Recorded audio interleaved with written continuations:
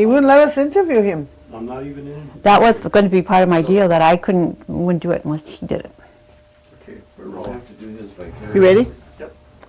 Morning, Judy. Good morning. Could you give us your full name and spell it for us, please? Sure. Also your maiden name.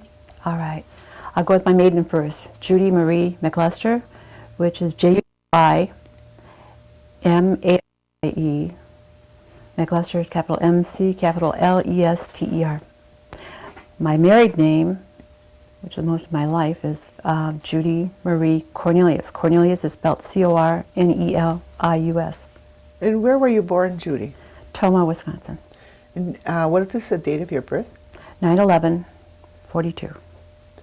Okay. Could you give me the name of your husband? Bernard Francis Cornelius. Okay. And could we have your parents' names? Lee and Pearl McLester, and Pearl was a Schuyler. Okay. And we'll go to your grandparents. We'll start with your father's side. If you could give us their names and a little bit of history about them. Blanche McLester, born, from what I understand, on the reservation. And I didn't really get to know my grandma Blanche until I was probably about 10. She was very active in the Episcopal Church at that time. And then my grandpa McLester lived with us periodically, off and on. And from what I understand, he was from Alabama. I don't know how much further you want me to go on that. As far as you want to. The more information you want to give us, the better. Okay. We also would like your grandmother's maiden name. She was a king. I don't know that much about my grandma and grandpa, except that when my grandmother was going to Shalaka, which is an Indian boarding school in Oklahoma, at some point she met my grandpa McLester. And between the two of them, they had 6 children, the oldest being my father. Could you give us the names of those children? My father was the oldest, that's Lee McLester Jr. And then he had a brother named Clarence. Everyone referred to him as Bud. He had a sister named Winnie, and she married later on to a person by the name of Masterson, Chuck Masterson. My father had another sister whose name was Winona, who went off to school at a very young age and became a registered nurse. Winona married, I really don't even know what Red's name was, but that was a McIntyre. And she has lived most of her life away from here. Then my father had another sister named Mary Edna Greendeer, and a younger brother. The youngest in the family was Wendell McLester. Okay. And on your father's side, your grandfather's side, did you know any of his family? No, I met his sister. At one point she came out to visit us, Lavina, who I assume my sister might have a middle name from. I'm not sure. But they were non-Indian and from the South, so that's about as much as I know. Oh, my grandpa, from what I understand, came from a family of Baptist religious organizations or people, and carpenters and teacher and preacher is in that background. It's about as much as I know about him. Okay. Did your grandmother speak Oneida? Grandma Blanche? Mm-hmm. Oh, yeah. I remember Grandma Amy Danforth. Oh, a lot of the ladies that belonged to our church and were over in the kitchen at the parish hall. We call it the parish hall now. At the time it was the mission school. And they would talk Indian, all of the ladies. Sometimes you could kind of catch when they were talking about you. It was kind of neat having gone to school there one year, because I got to know a lot of the older ladies that participated. Church used to have something once a week called the Women's Guild, which was every Thursday. And they would come over to the parish hall and have lunch. And Pearl House, married to Walter House, was the cook at the time. And a number of Amy Danforth, I believe, as well. So they would congregate in the hall and discuss different things. Later on, they would use this room actually for their quilting and various activities that they were involved in to support the church and a social activity. Did your grandmother belong to any organizations of any kind? My grandma Blanche? Blanche, yes. Yes, she did. She was part of the women's auxiliary for the VFW. And with the church, that's about as much as I know. Not political activities, but there weren't a whole lot of political stuff going on then. Did she belong to anything else, like the Singers or anything? Oh yeah, I forgot about that. Yes, the Singers, and that goes back quite a ways. I don't even know the dates that they originated, but there is a plaque in the drawer here that the Singers donated to the Robert Cornelius post for a flag post that went next door at the parish hall. She was part of the Singers that worked to do that. I believe she was also involved with the WPA project. Okay. Okay, let's go to your grandparents on your mother's side. Could you give us their names? Hattie Schuyler, Jim Schuyler, and my Grandma Schuyler. I always call her Grandma Schuyler. Most of the other children call her Grandma Hattie. I think I tried to differentiate between Grandma Schuyler and Grandma McLester.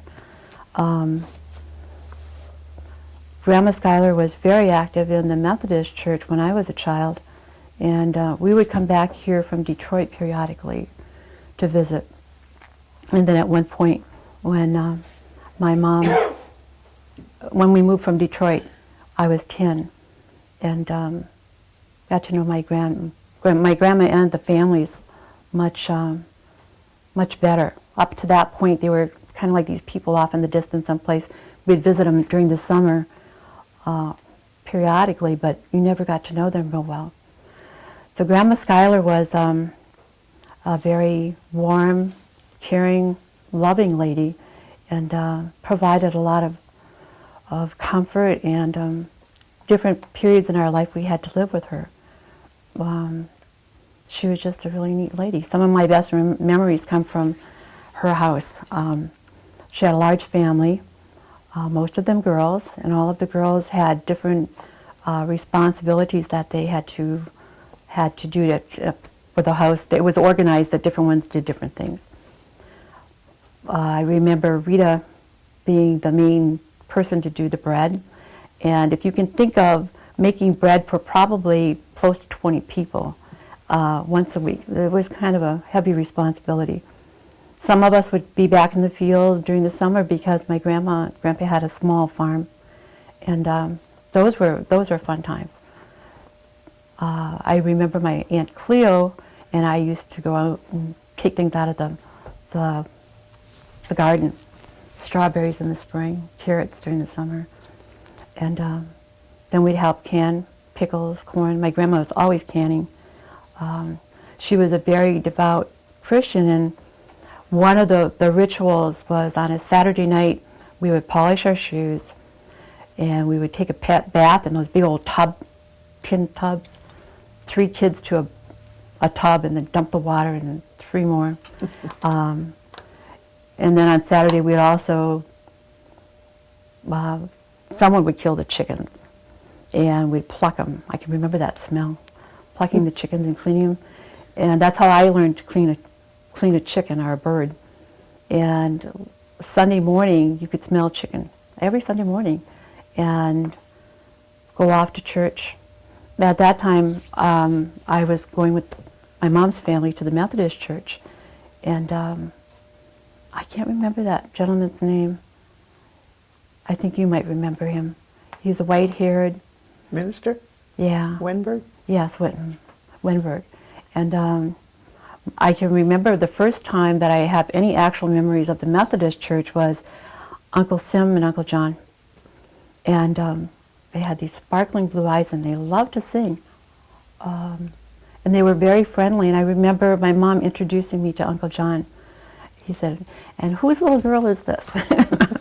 He was just a really friendly man. A lot of good memories from the Methodist church and my grandma.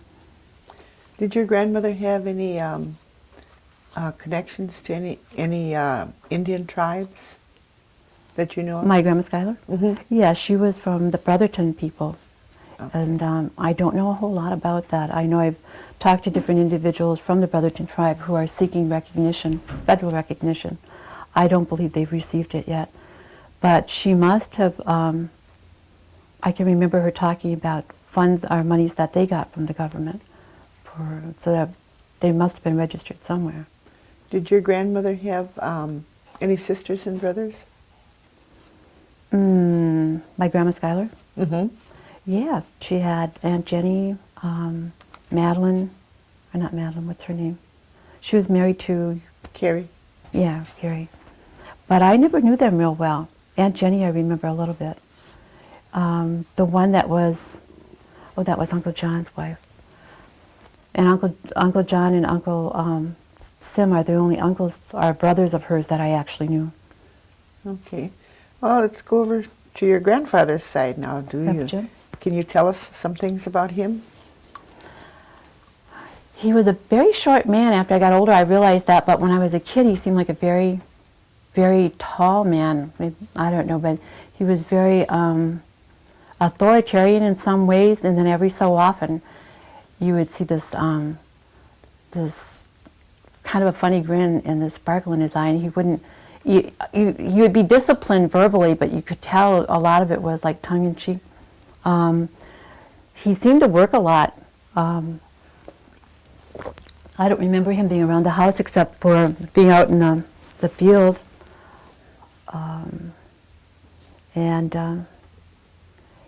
He was a very caring person as well. He used to call me Judy Bug.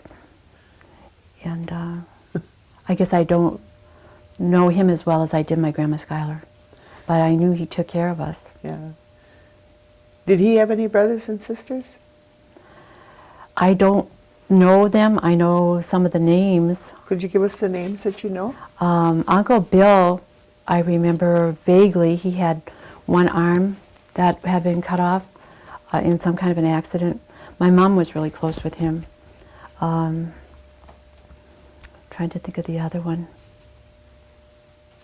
I'm not going to remember them right now. Tom? I can tell right now. Did you remember your Uncle Tom? Yeah, Uncle Tom. And he was, what was her name? Zelda? Zelda, right. Or Zelda. Zelda. And then their kids, Carol. I can't remember the others. Was your grandfather active in any kind of tribal politics or any organization that you know of? Not that I'm aware of. I do know that he told my mom, at least this was what was shared with my mom, was that, you know, she should try and get some of the land that was still available for the Oneidas when we moved back here from Detroit in, I think it was 52. And it was through him that my mom was able to obtain a parcel of land which they currently live on right now. And then through my mom and dad, I was motivated to get some land which is right next door to them. Did your grandfather ever say that he went away to school anywhere?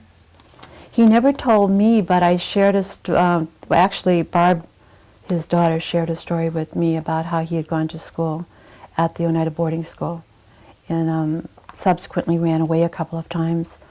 And he had to work in the bakery, which he enjoyed because you could eat. What I found from a lot of the stories that the elders tell is a lot of them were hungry most of the time. The boarding school provided that necessary commodity. But he did run away, and I want to say it was a Denny that he ran away with a couple of times to go home. And he tried to make Barbara understand why the parents would allow the kids to be put in the schools, basically for food for one thing, and then to get an education for another. That's about all that I know in terms of the boarding school experience. Did your grandfather talk Oneida? Yes, but he didn't share it with the children. Okay. On your mother's side now, did she have sisters and brothers? She had, I think there were 8 girls and 2 boys. Could you give us their names? Okay, my mom was the oldest, and then she had a brother named Lester. Lester married Althea. I think her name was Parkist, I'm not sure.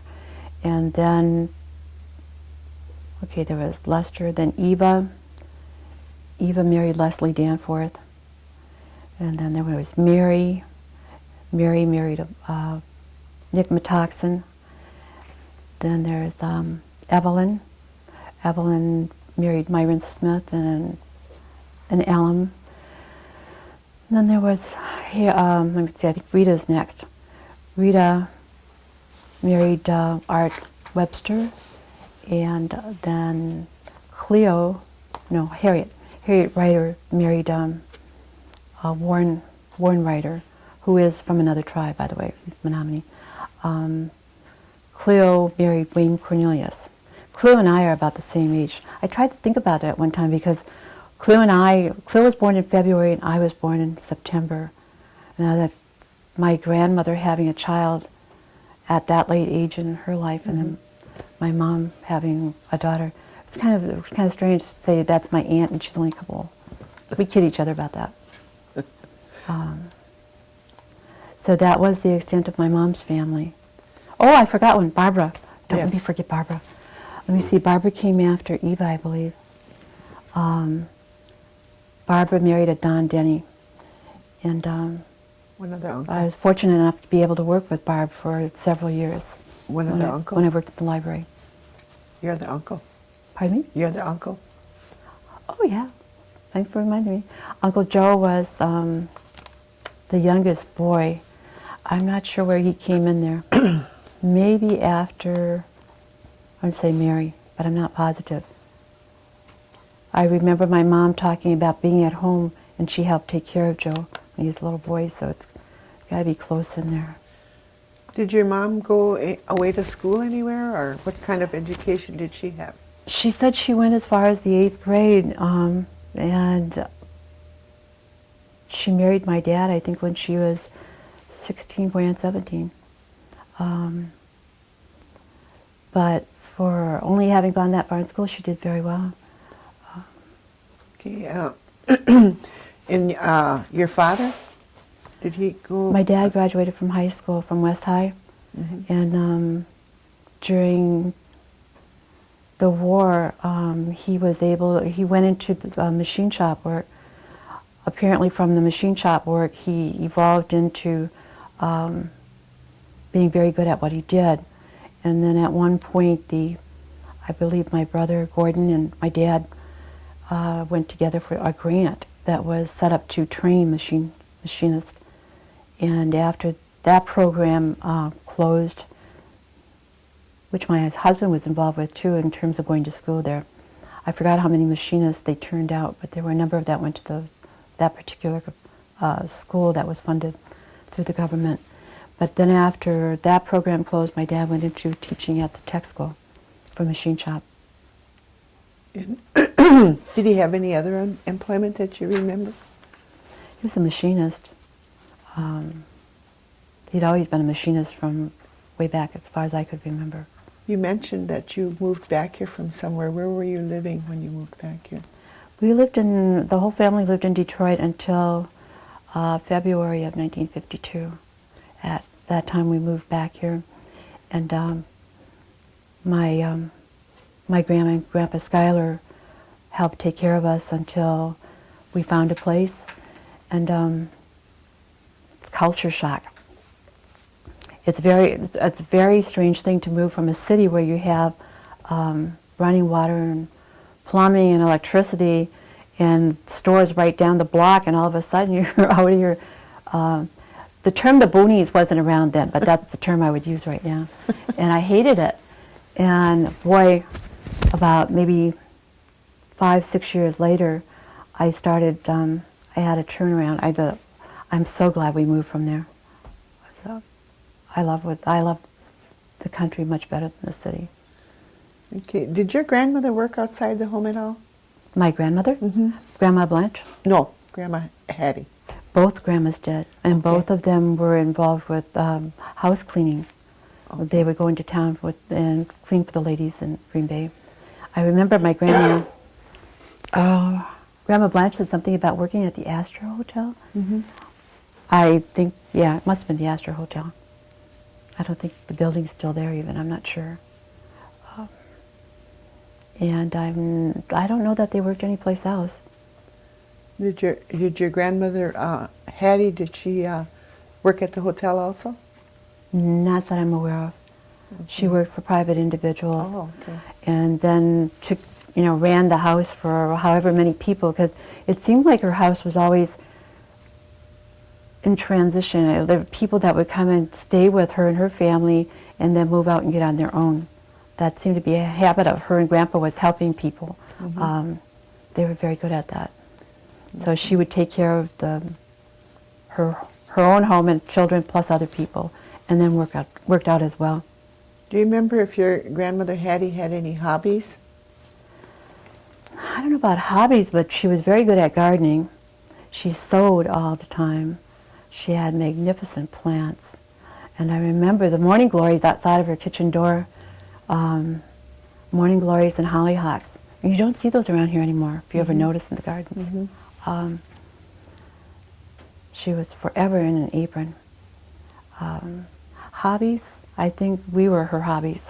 She always taking care of her kids and somebody else's kids, and that meant their clothing, their food, canning so that they have food during the winter. Yeah, she was always busy. She was a great homemaker. Yes, she was. She was an angel. Okay, now let's get to the rest of your family. You have sisters and brothers? Well, I don't know. My brother tells me I'm the only child. I'm beginning to believe that. Yes, we have 6 in our family. There's 3 girls and 3 boys. Gordon McLester, the third, is my brother. Then I'm next. Then I have a sister, Winifred. Winifred was married to Robert Thomas, who is now deceased. And then I have a sister named Pearl, who is married to Kenny Webster. And then 2 brothers, they're twins. They're Ronnie and Donnie. Ronnie is married to Janice, was a Skenador. And Donnie is married for the second time to a Lori, and I don't know what her maiden name was because she's non-Indian. So I don't know that part of her family. I had a sister who passed away in between Pearl and the twins. It's an interesting history there because my mom had Pearl in January. A couple months later, my sister Patsy Jean died. This is all in 1948. Patsy died in 40. Pearl's born in January 48. Patsy dies in April of 48, and then in December of 48, the twins are born. And I think to myself, oh my God, how would I have could I have handled that? I don't think so. That had to be a horrific year for her. So she's quite a strong lady. She's a good, what do I want to say? Her and her mom are emblematic, or I can't even think of the word I want to use. Good examples of strong, caring, loving mothers. I'd like to say it's just Oneida's, but I think it's a trait that women have. Did your mother work outside the home? Yes, she did. She worked for a number of years cleaning houses for the non-Indians, and then at one point she was able to go into the kitchen became a cook at the seminary, when the seminary was still run as a seminary for training priests. And after the seminary evolved into the Norbert Hill Center, she worked there for a number of years as well. Okay. Can you remember when she retired from her employment? Boy, heavens. No, I don't. You know how many years she worked as a cook? She was just short of 20. Oh, okay. It's a long time. Yeah, she was there quite a while. She enjoyed her job. She was very good at it. The people liked her. She got to know a lot of the men who subsequently became priests. So she still has connections with a couple of the priests and the nuns who were here at the time as well. Well, that's interesting. Yeah. Okay, now we'll get to Judy. What kind of education background do you have, Judy? Oh, let me see. I graduated from East Green Bay, and in 75, I attended classes for a library, it's called library science, that was put out of the extension. Actually, it was a federal program that was developed, excuse me, for Indian libraries. What the government was trying to do was promote libraries in Indian communities. So I took advantage of the grant and went to school. Then during the course of 18 years in the library, I took various classes that the tribe offered. Most recently, I've gone back to school full-time, and I'm pretty much through my first year. I think all of the jobs that I've held with the tribe have always promoted education as part of the curriculum for whatever position you go into. So I've been pretty fortunate to be able to take advantage of a number of training classes that have been offered. At the museum, I was able to take training classes at the Heard Museum, the Rochester Museum, the museum in New York, to be able to discuss and talk to individuals in the academic field has really been, in the education in itself. So you have people like Francis Jennings, Larry Hopman, Jack Campisi, Barbara Graymont, individuals who have a real strong feeling about Native American history, and some of them specifically Oneida history. It's been very gratifying. So in a lot of ways, I can say education in terms of actual academic school training, but I think I've had a lot of education outside of that academic world. Sometimes it's more important than a degree. I think so, and I thoroughly believe that, but right now I'm enjoying going to school. It's fun. You mentioned the library. What was your position at the library? Well, I started out as a volunteer back in '68. The library actually was started from grants and volunteer work. I should know this by heart. At any rate, I worked off and on in the library for probably about 4 or 5 years, from '68 to '75, helping out when they'd need a library aide. And then in '77, I went over to the museum and I worked there for 2 years. In '78, I came back and I worked full-time at the library. And that's when Barb was the director. Barb had become the director. That's my Aunt Barb, Denny. And that was a fun job. So I worked there through, Barb left in '87. She retired. And I took over as the director, and I worked there until '95. So 18 years of library service, and again, training that was offered in there, and the experience was, it was just phenomenal. It was a fun job. The library grew.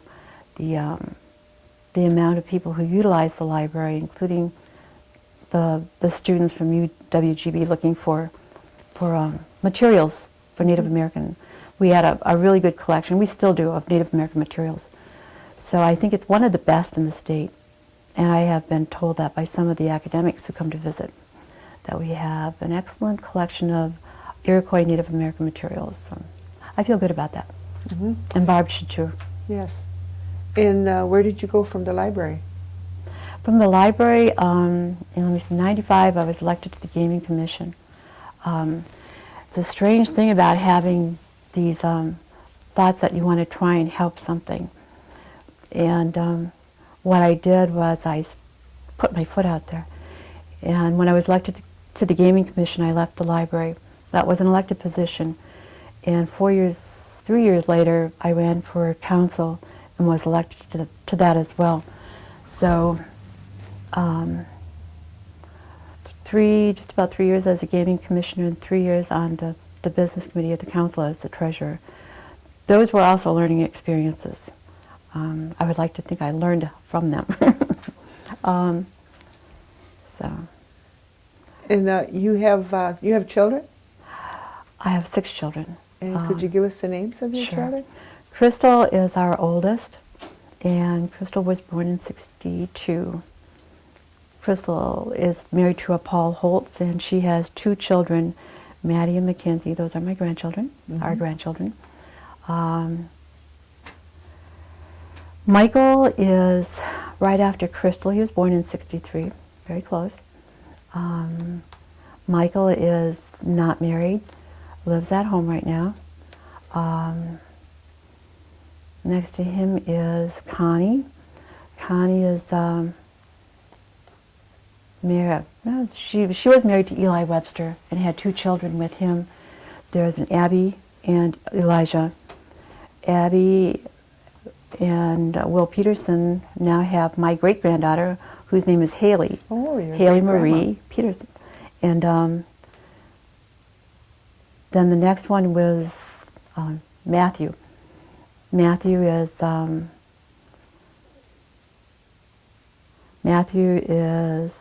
edit. Matthew has worked in the casino, and he was in the Navy for a while.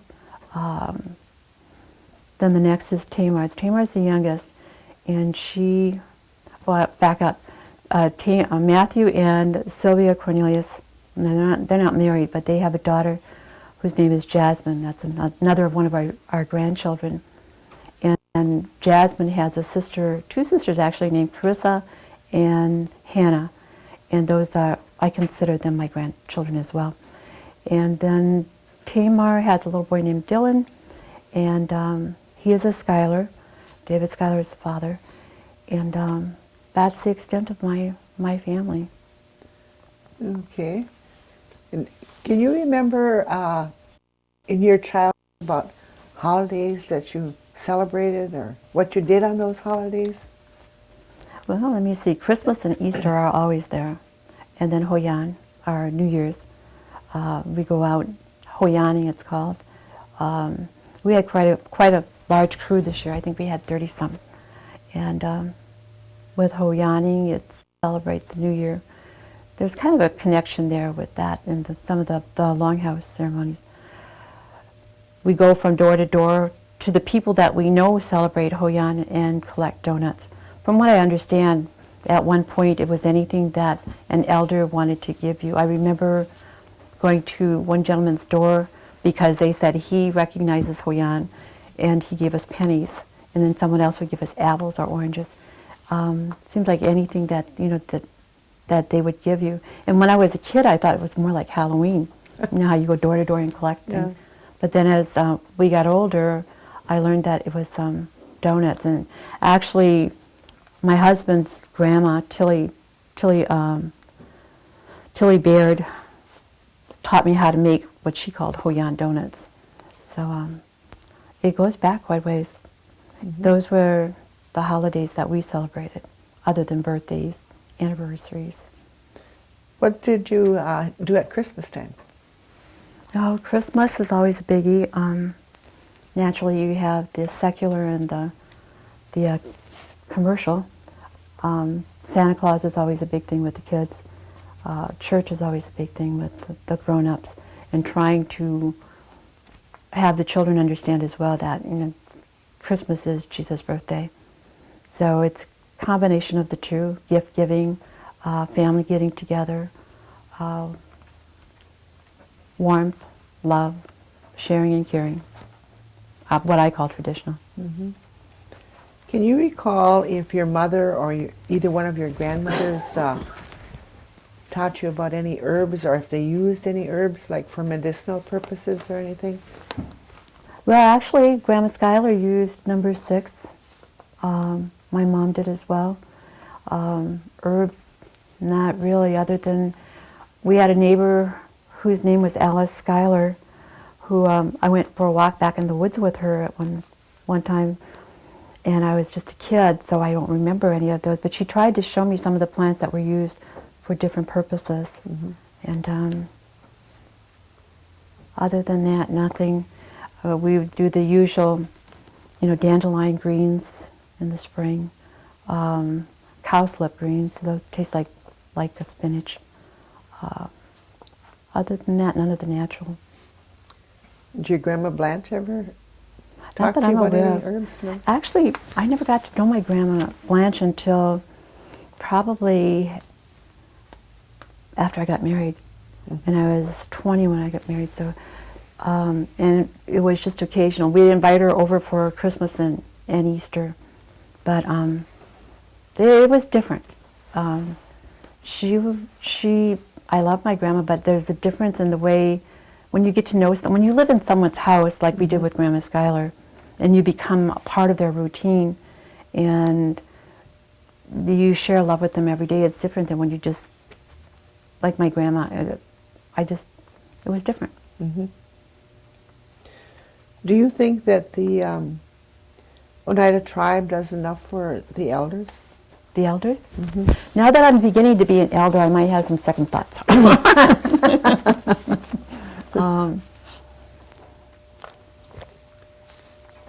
I think they do a lot for the elders. I think it could be better, but that's for anything. I think it could be better.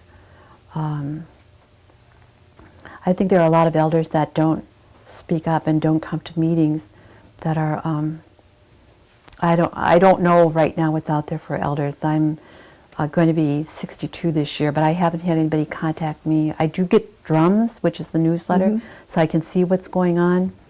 But, and I've been able to tap into some of the tribe's resources in terms of like dirt for my driveway. But I'm not familiar with, I do see like the apartments, and I know the medicines there from the health center. I know the elderly feeding. I guess when my husband Bernie was dying, I realized that there was so many more things that, and I'm not even sure that it comes from the elders, like hospice or things that for the elders that need special help that could be there. When we talk about the tribe in terms of providing services from the cradle to the grave, I think that should be really substantiated in terms of we have, things for the children, the babies once they're born. And now what I see when we get older and we're hitting that dying process, we're not real clear in terms of the services that are out there, other than to know that the tribe has 5,000, I think is the cap. We don't realize that some of the funeral homes are fairly unethical, or at least I call them unethical, in the way they conduct their business. And I think the elders need to be apprised of that. I think there should be a program set up for dying, so that when you know that this person is exiting, that they can do so in a dignified manner and have people there that are caring and willing to be with them during that process, especially if they don't have family. Yeah, there could be a few more things, I think. But maybe that will come. Yeah. Do you recall if either one of your grandparents or even your mother and father, did they tell you any legends or stories about Native Americans at all? Well, yeah, I've heard a lot of the witch stories, and I've heard Grandpa Jim would come over once in a while when he had a few drinks and tell us stories. Told us about the bear story, but I just got bits and pieces of that, so I asked my mom about it, and then she explained to me there was a bear story where my grandpa apparently kept dreaming that he was being chased by a bear, and according to my mom, she believed there was some kind of a curse that had been put on Grandpa Jim, and apparently they did a St. Vitus dance for my grandpa, and within that ceremony, they put a blanket out and put everything on the blanket that the bear likes, honey, nuts, different types of things. And she wasn't aware of all of the ceremony itself, but after he was able to sleep because the bear quit chasing him. Apparently in the dream, the bear kept getting closer and closer, and he was afraid to go to sleep. So it sounded kind of scary. And then some of the witch stories I've heard from different individuals, Margaret Skenador, her son Kenny, different individuals that have talked about things that happen. We call them shapeshifters. There's a lot written about shapeshifters all the way from the East Coast to the West Coast. What are shapeshifters? They change shape. They change into even Ellen Goodnow in her book, her diary that she wrote on the Oneidas, she talks about the gossip in the community, or the Oneidas talking about, and about different individuals changing into animals. Oh. And my sister-in-law Donna Jean knew some of those that she would share with me that came from her family, and they're pretty interesting. And it was interesting to hear it from Donna Jean in the community, and then also to hear it from Ellen Goodnow. Now, Ellen Goodnow was the lady that was at this church when I came. So she has a lot of neat stuff documented in her diary. I would recommend anybody or everyone that's Oneida read those diaries, because it talks about the Oneidas, their relationship with the church, what they ate, the clothes that they wore, some of the habits that they had. It's interesting. Where can you get that? Bloomfield on the Oneidas is, there should be a copy in the library. It's a Xerox copy, but within that book, there's a diary by Ellen Goodnow. I was fortunate enough to obtain a fellowship from the library, and I was doing research on Williams. And during research, I pulled up the Bloomfield book and was able to read the diary of Goodnow. And she was a very fascinating lady. They had 5 sons, and they all spoke Oneida, very little English. She said she had a hard time getting her boys to converse in English, because they all, they lived with Oneida, so that's what they spoke. They weren't. No. And some of the other research I pulled up was that it sounds like Ellen had some friends in New York. One of her friends was the daughter of, what's his name, Cooper, that wrote The Last Mohicans, Fenimore Cooper. Okay. So she had some close ties with people in New York. I think it's also indicated when you pull up some of the information that he's recruiting help from New York to get like fresh oranges and apples out here for the people in the church, the children. So that's a fascinating diary, and so many people don't look at it. I don't know why. But Back to your grandpa with the bear. You said that they did something. Did your mother ever tell what they actually, who did it? oh no, but To help cure him of this? sometimes my stories get mixed. But she didn't indicate who they were, and I'm assuming that it would be false-faced. But that's just an assumption. I can't say that for sure. I do know Grandpa said something about rubbing hot coals through his hair. So I really don't. This actually happened to him. Yeah.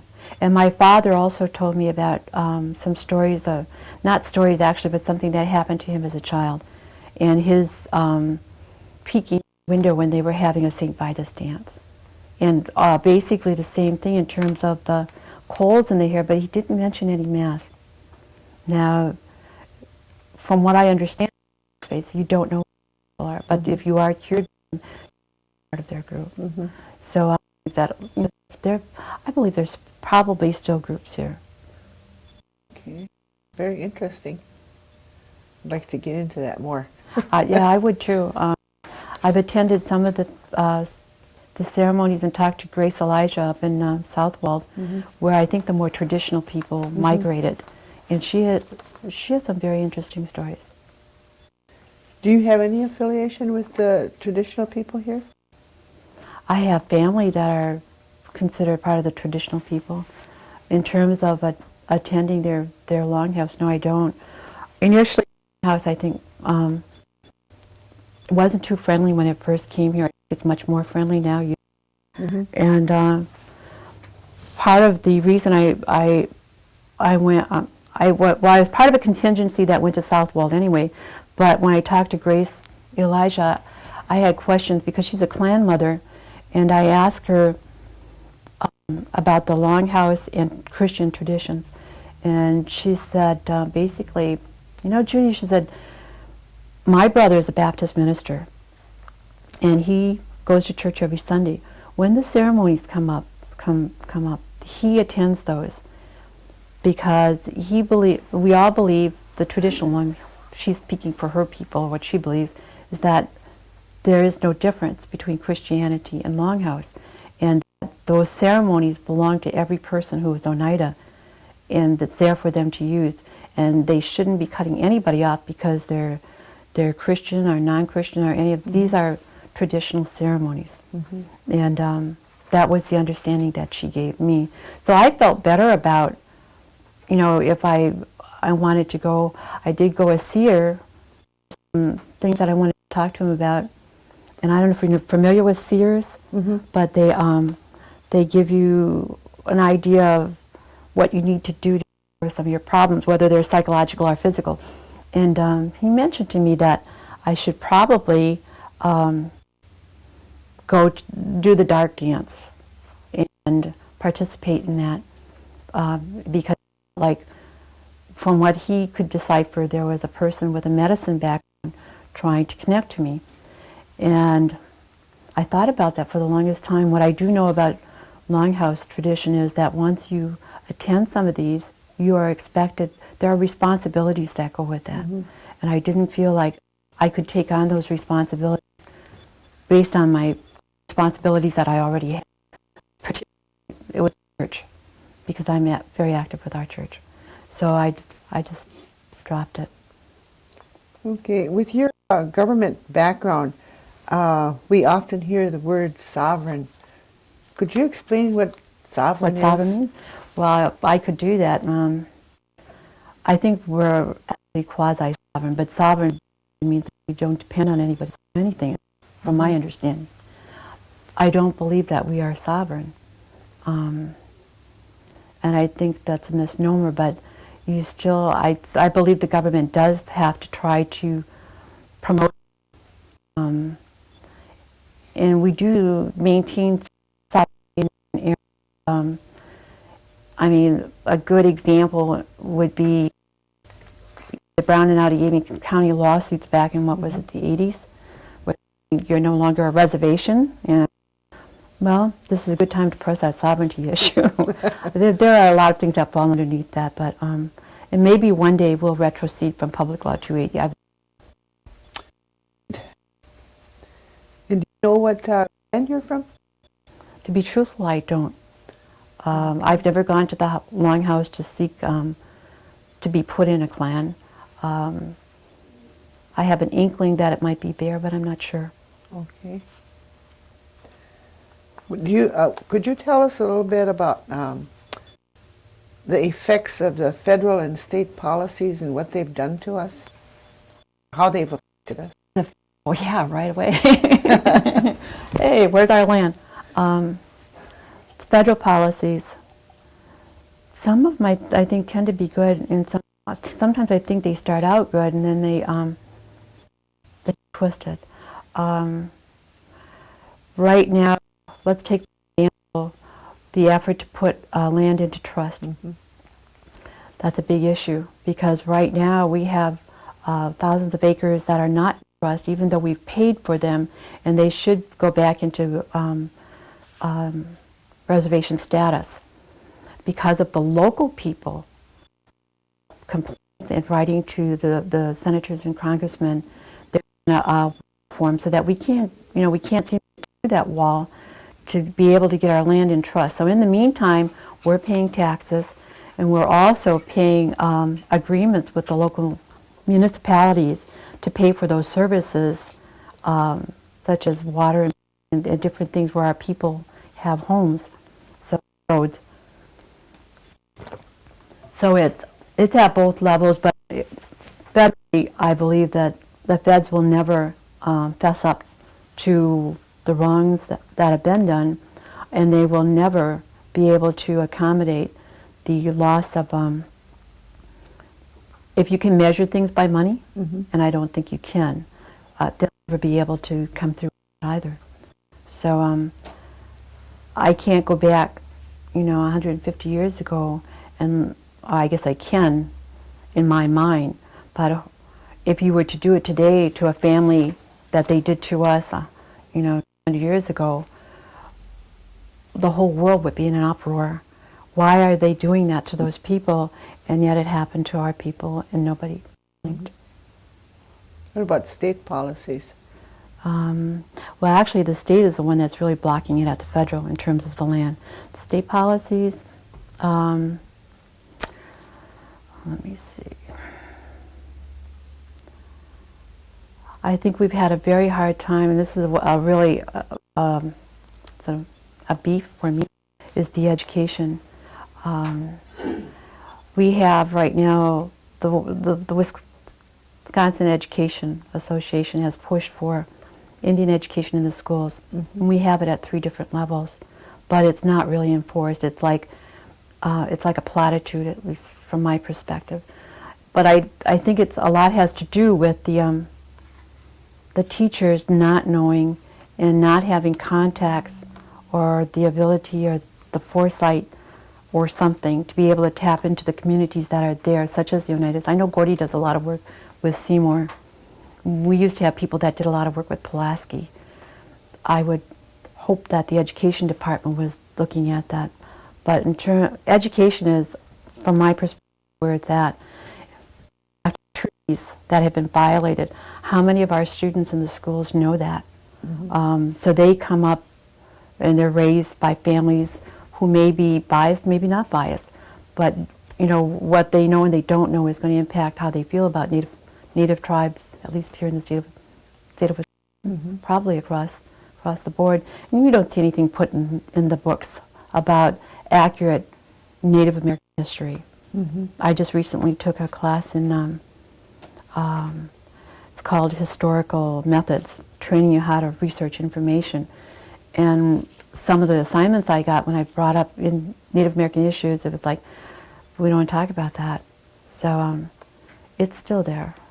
But education in terms of the state, I think it's a responsibility that they have, as well as the tribes, to enforce that education so that not only the Indian children, but the non-Indian children learn as well. You have to teach the teachers, basically.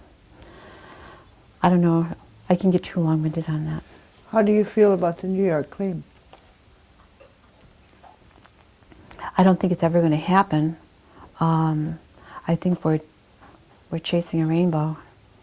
I believe it should happen. I was against the tribe purchasing land in Halbrighter's territory, but the decision of the government.